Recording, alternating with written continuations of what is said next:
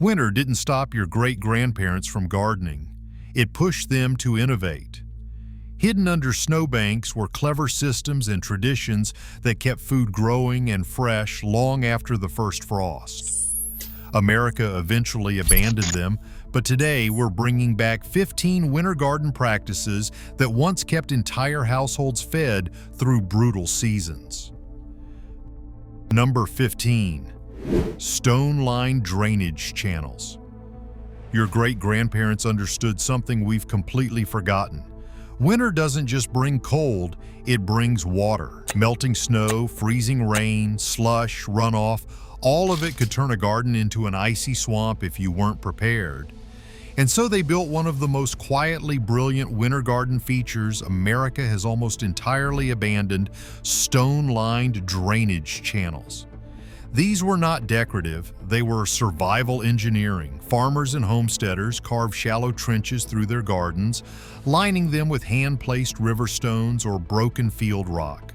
The stones prevented soil collapse, created pockets for water flow, and kept channels open even when temperatures dipped below freezing. When winter storms hit, instead of pooling and freezing into a solid sheet of ice, meltwater slipped into these channels and drained away like a hidden highway beneath the snow. This kept soil structure intact, prevented frost heave, which can destroy root crops, and protected early plantings from drowning as soon as the thaw arrived. Some families even built elaborate networks connected to root cellars, barns, and spring houses to manage water year-round. Today, almost no one uses them. We rely on plastic tubes, gutters, and pumps, forgetting the simple, silent genius of rocks placed with purpose. A system that cost nothing, lasted generations, and worked in every winter climate. Stone-lined drainage channels weren't just practical. They were proof that your great-grandparents didn't fight nature, they understood it. Number 14. Windbreak hedges. Before snow fences and vinyl siding, American families protected their gardens from winter's wrath using something alive: windbreak hedges. These weren't random shrubs thrown along a property line. They were strategic fortresses of greenery planted with almost military precision. Imagine stepping outside on a January morning a century ago. The wind is slicing across frozen fields like a blade. But as you approach the garden, the air suddenly softens. The biting gust loses its edge. The plants behind the hedge stand taller, protected. That wasn't luck, it was design. Windbreak hedges, often made from spruce, cedar, willow, or thick hawthorn, served as natural shields that reduced wind speed by 50% or more. Slower wind meant less evaporation, less soil erosion, less frost damage, and dramatically warmer microclimates, sometimes up to 10 degrees warmer near the ground. That small bump in temperature could mean the difference between a crop surviving or perishing. These hedges also diverted drifting snow, preventing smothered beds and icy crusts from forming over winter greens.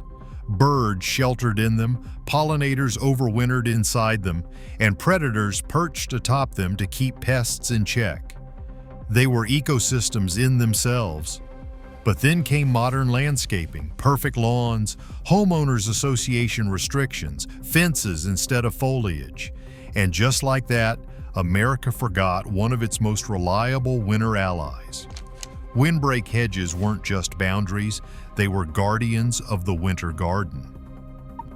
Number 13. Stored water barrels for heat. It sounds impossible, but your great-grandparents used something as simple as water to heat their winter gardens long before electricity or greenhouses became common. They relied on a forgotten principle modern gardeners rarely think about: thermal mass. Stored water barrels. In winter sheds, cold frames, or makeshift greenhouses, families placed large wooden or metal barrels filled with water. During the daylight hours, even weak winter sunlight warmed the water slightly. But those barrels did not lose heat quickly. They held on to it, slowly releasing warmth through the night, keeping surrounding air several degrees higher. It was nature's heater. This meant hardy greens like kale, cabbage, and mache could keep growing through brutal winters. Seedlings did not freeze. Root vegetables stored nearby lasted weeks longer. Even tools and canned goods stayed safe from cracking in the cold. Some families went further, adding dark paint to the barrels to absorb more heat or stacking stones around them to amplify the effect. Others used the same water for livestock, saving themselves from breaking ice every morning. Then modern heating arrived, and this brilliant energy-free technique faded away. But water barrels were more than a hack. They were a clever, sustainable system that cost nothing and wasted nothing. A winter garden life support system powered by nothing but physics and patience. Number 12. Winter wheat patch gardens. Before grocery stores stocked flour year-round, families did not dare rely on chance. They grew their own winter wheat patches, tiny backyard fields that acted as an insurance policy against hunger. Today, most Americans have forgotten that households once depended on these small, snow-kissed plots for their daily bread. Winter wheat was not grown for beauty. It was grown for survival. Planted in fall, the seedlings sprouted just enough before winter to establish themselves. When snow arrived, it did not kill them. It protected them. Snow acted like a natural blanket, insulating the plants from freezing air. Beneath that frozen layer, life quietly continued. By spring, those little shoots exploded into green carpets long before anything else woke from winter. Families harvested the wheat by hand, threshed it on tarps or barn floors, and ground it using hand mills kept inside kitchen pantries or root cellars. A single patch could provide flour for months, flour for bread, biscuits, dumplings, gravies, and pastries. In years when harvests failed or supply chains broke down, winter wheat patches kept families fed when nothing else grew. As modern agriculture industrialized and store-bought flour became cheap and constant, these backyard fields disappeared. But they were once the difference between scarcity and security. Winter wheat patches weren't gardens. They were lifelines. Number 11. Cold weather forcing frames. Your great-grandparents knew how to coax life from the ground even when winter refused to loosen its grip. They used something most Americans have never even heard of anymore: cold weather forcing frames. These were not simple cold frames used for protection. They were dark, sunless pits intentionally built to force plants into early growth. Imagine stepping into a root cellar-like space dug into the earth, covered with boards or straw mats, and lined with composting manure along the sides for warmth. Inside, rhubarb, chicory, and asparagus were tricked into believing spring had already arrived. The magic was in the darkness. Without light, certain plants grow faster, sweeter, and more tender. Forced rhubarb, a delicacy in Victorian America, glows a pale pink and tastes almost like candy. Forced chicory becomes the foundation of winter salads. Asparagus emerges weeks before any outdoor patch wakes up. Forcing frames allowed families to enjoy fresh vegetables long before the snow melted. This was not luxury. It was nutrition at a time when diets revolved around dried beans and jars of preserved food. But forcing frames took labor, knowledge, and patience, three things modern life quietly pushed aside. With cheap produce available no matter the season, these underground garden chambers fell out of use and into obscurity. Yet for centuries, they proved one truth. Your ancestors did not wait for spring. They made spring come early. Number 10. South-facing stone walls. Long before solar panels existed, your great-grandparents used the sun to heat their gardens, with nothing but stone. They built south-facing walls designed specifically to capture and radiate warmth during the coldest months. These walls were not always part of houses. Many were standalone structures built solely for gardening. The logic was simple but brilliant. Dark stone absorbs heat from the weak winter sun, then slowly releases it through the night. Plants grown near these walls experience microclimates far warmer than the surrounding land. In harsh winters, that could mean survival. Tender herbs like rosemary, sage, and thyme survive beside walls that would have otherwise died in open air. Early lettuces and hardy greens sprouted weeks ahead of schedule. Even fig trees, yes, figs, were grown in some northern states thanks to these carefully placed stone barriers. Some walls were angled slightly to maximize winter sunlight. Others had lean-to glass panels added to create primitive solar greenhouses. These combinations kept frost at bay long enough to stretch growing seasons by a month or more. But as construction materials changed and agricultural practices industrialized, these purpose-built thermal walls vanished. Modern gardens rarely include them, and yet they were once among the most effective winter protections ever engineered on American soil. South-facing stone walls were not just structures. They were ancient solar batteries made from earth and sunlight. Your great-grandparents had a way of turning the frozen ground into a slow-burning furnace, a method almost no modern gardener remembers: mulched trench gardens. These were the heart of winter growing before electricity, greenhouses, or soil heaters existed, and they ran on nothing but decomposition. Families dug long, narrow trenches several feet deep. Into those trenches went layers of leaves, straw, manure, kitchen scraps, and any organic material they could gather before winter. They piled it high, tamped it down, then covered it with a thick blanket of soil and straw. As the materials broke down, they produced steady, gentle heat, enough to warm the soil above by 20 to 30 degrees. That warmth was priceless. Hardy crops like cabbage, leeks, carrots, and winter lettuce thrived despite the frost around them. Even when snow buried the garden, the earth beneath stayed soft, workable, and alive. Some families built temporary hoops or simple frames over the trenches, creating a proto-greenhouse long before the term existed. By early spring, these trenches erupted with growth while the rest of the world still lay dormant. But as gardening became commercialized, and as composting became something people outsourced, this labor-intensive method disappeared. Mulched trench gardens weren't just beds. They were winter engines powered by patience, waste, and the wisdom of generations. Number 8. Root cellar vent towers. Root cellars are legendary, but the secret technology behind them has been forgotten. The cellar itself was not what made them miraculous. It was the vent tower. These wooden or stone towers rose above ground like miniature chimneys attached to the side of a hill or to a cellar door. They were not decorative. They were precision climate control devices built by families who lived and died by how well they stored food through winter. Each tower contained 2 vents. A low intake vent pulled cold air in during winter nights. A high exhaust vent released warm, humid air when temperatures climbed. Together, they created a natural convection cycle so effective that vegetables stayed fresh for 6 months or more without refrigeration.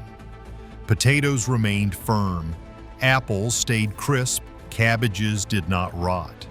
This was prehistoric refrigeration with frontier engineering.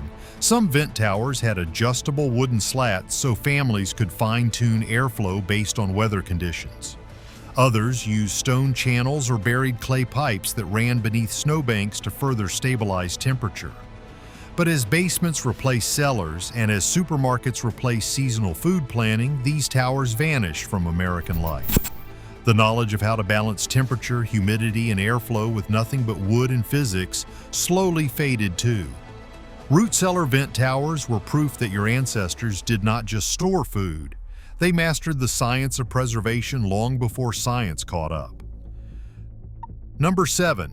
Stick and straw cloches. Before plastic domes and garden fleece, winter crops were protected by something humble, handmade, and surprisingly effective: stick and straw cloches.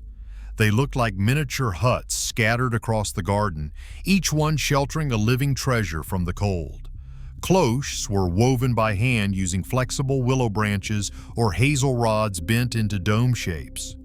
Over those frames, families layered straw, reeds, or dried grasses, creating breathable yet insulating shelters. Snow slid right off them, wind could not penetrate them, and sunlight filtered through just enough to keep the plants awake but protected. Inside these tiny shelters, temperatures stayed several degrees warmer than the icy world outside. Hardy greens like spinach, maize, and winter cress flourished.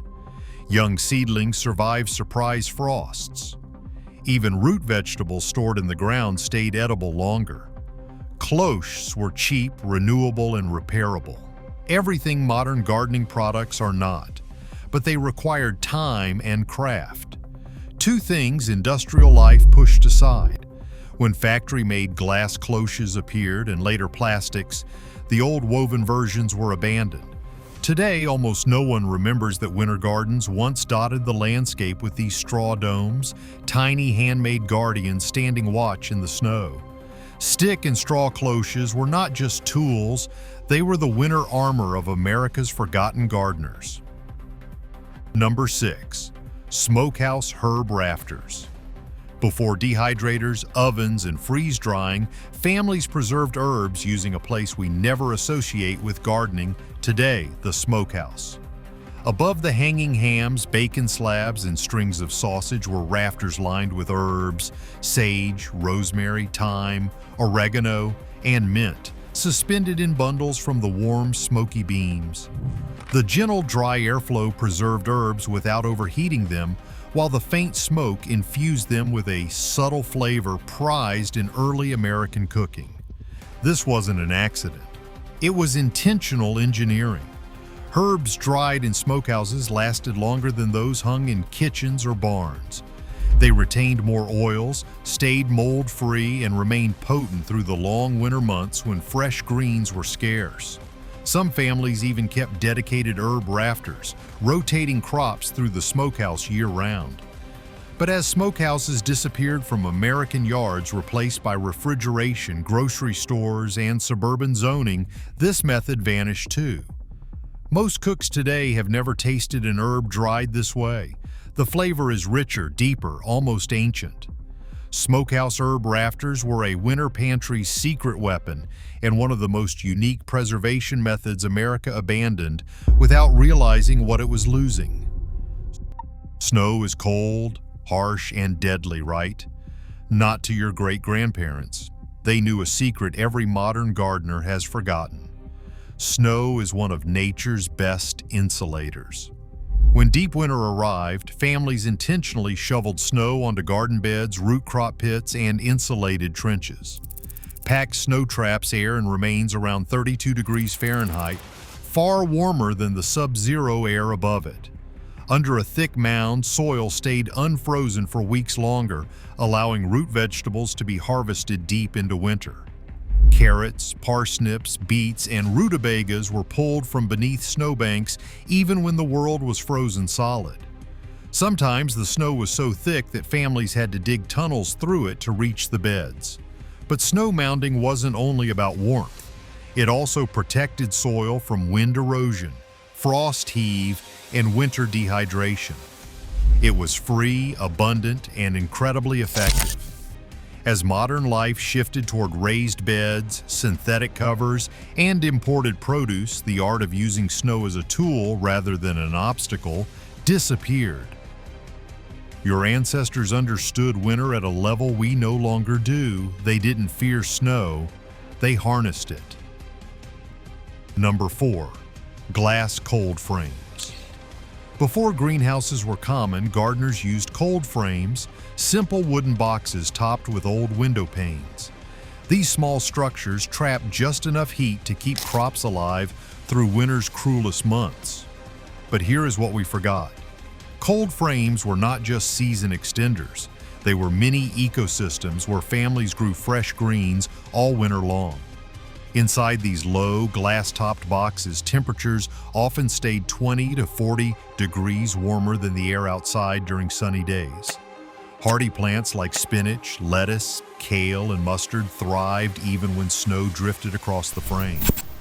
Some families even used manure-heated beds beneath them, supercharging the warmth. Cold frames were placed on the south side of barns or houses to capture extra sun and block icy winds. They provided fresh salads when everyone else was eating canned beans and dried grains. But as industrial agriculture rose and store-bought produce arrived from warmer states. Cold frames faded into the background. Today, they are considered quaint, but once they were essential. Cold frames did not just protect plants, they fed families through winter's darkest weeks. Number 3. Hotbeds using manure heat. Imagine growing lettuce in January using nothing but horse manure. That is exactly what your great-grandparents did. They built hotbeds, raised or sunken garden beds filled with layers of fresh manure and straw that produced intense heat as they decomposed. Temperatures inside a hotbed could reach 120 degrees Fahrenheit. Even after cooling, they stayed warm for weeks or months. Families layered soil above the manure and planted early greens, seedlings, and even root crops in winter. Glass windows or hinged lids covered the beds, turning them into early versions of heated greenhouses. In some towns, hotbeds were not just common, they were businesses. Market gardeners grew winter vegetables for entire communities using nothing but biology and ingenuity. But as horses disappeared from daily life, so did the manure. Cars replaced carriages, tractors replaced draft animals, and within a generation, America lost the fuel source for one of history's most effective off-grid heating systems. Hotbeds were living heaters, renewable, sustainable, and surprisingly powerful. And we have forgotten how to build them. Number 2, glass cloches and bell jars. Before plastic row covers or garden fleece existed, winter crops were protected under heavy glass domes called cloches, elegant bell-shaped jars that turned each plant into its own private greenhouse. French market gardeners used thousands at a time. American homesteaders used them to stretch harvests far beyond the frost. Cloches trapped sunlight, retained soil warmth, and shielded plants from icy winds. Inside, condensation created humid microclimates that kept greens tender even in freezing temperatures. They were so effective that Victorian gardeners grew Mediterranean crops in northern climates using nothing but cloches and persistence. But they were expensive, heavy, and fragile. When plastic arrived, cloches vanished almost overnight. Today, gardeners treat them as antiques, forgetting that these glass domes once fed entire cities through cold winters. They were not ornaments, they were life support capsules for winter crops. Cloches were proof that beauty and practicality could live in the garden at the same time. Number 1, clamped root pits. Before refrigerators, before freezers, before grocery stores, families stored food right in the ground using something nearly magical: clamped root pits. A clamp was a mound of soil, straw, and leaves built over vegetables buried in the earth. Inside these pits, carrots stayed crisp, turnips stayed sweet, potatoes stayed firm. Cabbages stayed fresh for months without rotting. Clamps worked because the earth itself regulated temperature.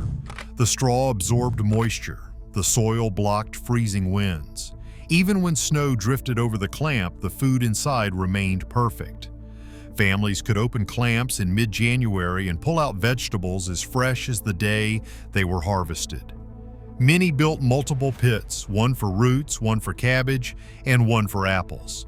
They were scattered across the yard like buried treasure. But as refrigeration spread, this knowledge disappeared. Today, most Americans have never even heard the term clamp. Yet for centuries, clamped pits were the backbone of winter survival.